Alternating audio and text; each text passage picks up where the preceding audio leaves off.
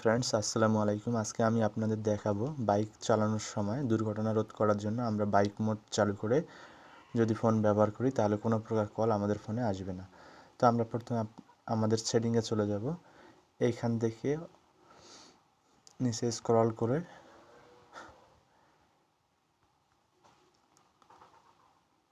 Motor bike মোডে চালু করব। এইখানে মোটর বাইক মোড এইখানে দিব। দেওয়ার পর আমরা সেটিংয়ে ঢুকবো। ঢুকে আপনারা যদি চান যে আপনি কোনো প্রকার কল রিসিভ করবেন না, তাহলে এইখানে ঢুকে রিজেক্ট অল ইনকামিং কলসে এখানে ক্লিক করবেন।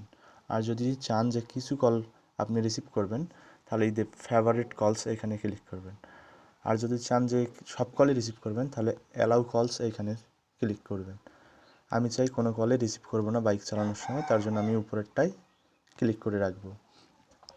রাখার পর আমি যদি চাই যে SMS পাঠাবো, যা বাইক চালানোর সময় যেন যে আমারে ফোন দিতেছে তার কাছে একটা অটো SMS চলে যায়, তাহলে আমি এখান থেকে এটা চালু করে দিব। তাহলে বাইক চালানোর সময় কোনো প্রকার কল আসলে তাহলে এই মেসেজটা তার কাছে চলে যাবে।